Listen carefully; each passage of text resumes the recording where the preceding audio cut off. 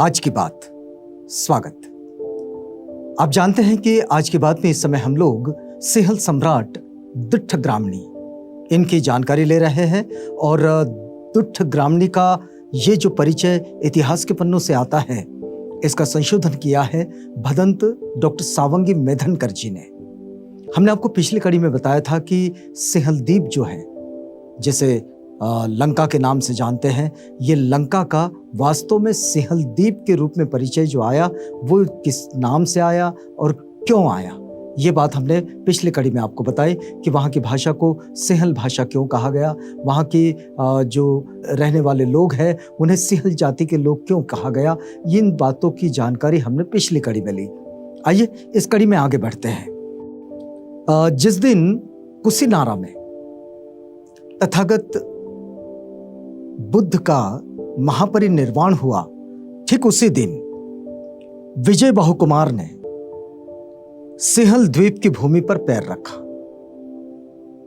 यह कहा जाता है कि विजय की उदंडता पूर्ण व्यवहार के कारण उसके पिता ने देशवासियों के आग्रह पर उसे और उसके मित्रों के साथ उसे देश से निकाल दिया था। विजय बाहु उसके उदंडता के कारण, मतलब वो इस बात के लिए बड़े प्रसिद्ध रहे कि वे बड़े उदंड हैं, उसे लोग चोर लुटेरा और जनता को सताने वाला बताते हैं।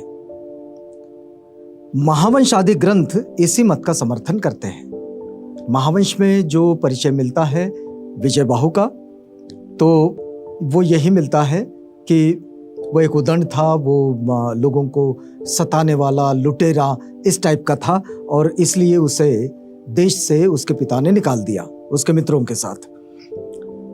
महावंश में एक जगह लिखा है कि विजय और उसके साथी दुराचारी तथा असह्य दुष्कर्म करने वाले थे। मतलब उनकी जो ख्याति थी वो इसी बात के लिए कुख्यात थे कि वे दुराचारी हैं और असह्य दुष्कर्म करने वाले हैं।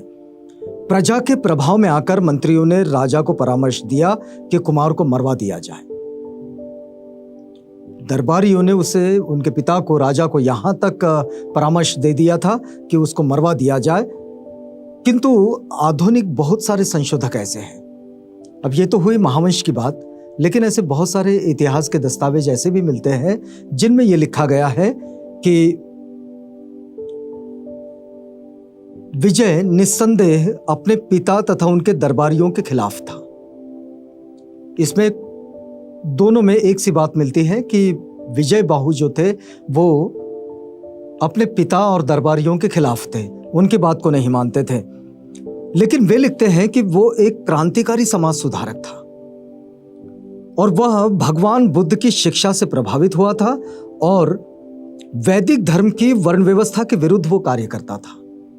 तो एक दूसरा परिचय उनका ये भी मिलता है विजय बाहु का कि वे उनके राज्य में जो वैदिक धर्म व्यवस्था थी उसका वो विरोध करते थे, उसके वो खिलाफ थे और इस बात को न सहन करने के कारण विजय रूपी कांटे को अपने रास्ते से उखाड़ फेंकना इन दरबारियों ने चाहा और फिर इन्होंने उनके पिता से कहा कि विजय को मरवा देने की सलाह उन्होंने दी। तो इसलिए अंत में वो अपने सहचरों के साथ बाहर निकला और विजय बाहु को वहां से निर्वासित होना पड़ा। तो ऐसे दो प्रसंग मिलते हैं विजय बाहु के संबंध में। एक बात कही जाती है कि वो बड़ा उद्दंड था और दुष्कर्म करने वाला था, चोर था, लुटेरा था, और दूसरी तरफ ये मिलता है कि वो वैदिक जो धर्म परंपरा थी उसका वो विरोध करता था, उसके खिलाफ था, इसलिए दरबारियों ने उसे देश से बाहर निकाल दिया। फिर चलिए आगे बढ़ते हैं। सिंहल द्वीप पहुंचने के बाद विजय ने यक्ष वंश की कुमारी कुवेणी की मदद से द्वीप की आदिम जाति यक्ष तथा नागों का मर्दन किया। सिंहल द्वीप पहुंचने के बाद उन्होंने वहां की जो यक्ष वंश की जो कुमारी थी कुवेणी, उसकी मदद से वहां के जो यक्ष थे और वहां के जो नाग थे, मतलब ये दो जाति, दो वंश के लोग, तो इनका मर्दन किया और द्वीप का वो नरेश बन गया। और यही विजय बाहु सिंहल जाति का आदि पुरुष एवं सिंहल द्वीप का प्रथम राजा था। तो इस तरह से सिंहल द्वीप पर एक आदिम पुरुष के रूप में, मतलब सबसे पहला व्यक्ति, क्योंकि सिंहल वंश का ये पहला व्यक्ति वहां पर पहुंचा था और यही वहां का पहला राजा भी था। इसी समय यानी कि ईसा पूर्व 483 में अनुराधपुर नगर की स्थापना भी की गई और विजय की अपनी कोई संतान नहीं थी। इतिहास में इसका कहीं कोई उल्लेख नहीं मिलता है कि विजय की कोई संतान थी। तो विजय की अपनी कोई संतान नहीं थी। उसने भारत से आए अपने भतीजे पांडु वासुदेव, इसे सिंहल द्वीप का राज्य सौंपा। ये राज्य ईसा पूर्व 444 से 414 तक था उनका, ये उनका राज्यकाल रहा। और उसके पश्चात पांडु वासुदेव का ज्येष्ठ पुत्र अभय ये गद्दी पर बैठा। इसका शासनकाल था ईसा पूर्व 414 से 394 तक। इसके बाद लिखा गया है कि ईसा पूर्व 377 में अभय का भांजा पांडु का भय अपने बाहुबल से सिंहल का शासक बना और इसी ने सर्वप्रथम अनुराधपुर गांव को नगर में परिवर्तित किया, उसको नगर का रूप दिया और उसे अपनी राजधानी बताया। तो यहां से अनुराधपुर का विकास भी होता गया और अनुराधपुर एक राजधानी के रूप में विकसित हुआ। अब देखिए, उसने नगर में तथा नगर के पड़ोस में जयवापी और अभयवापी नाम के 2 बड़े तालाब खुदवाए। ये आज भी दिखते हैं। तो और उसके बाद पांडु का भय के पुत्र मुत्सिव,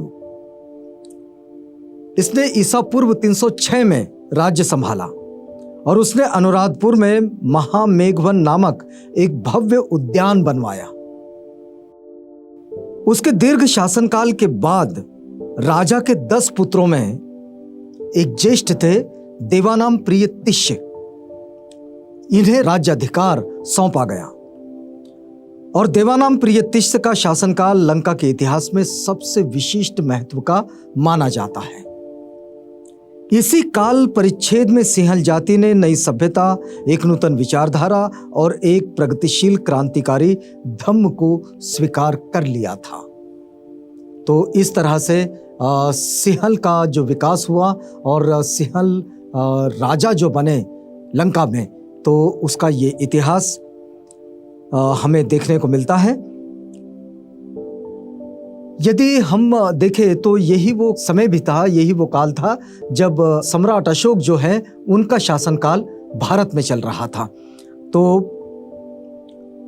इस आगे की जानकारी को हम आप तक पहुंचाएंगे, लेकिन यहाँ हमें रुकना होगा। तो रुकते हैं इस वादे के साथ कि अगली कड़ी में आपसे पुनः भेंट होगी। तब तक के लिए हमें इजाजत दीजिएगा।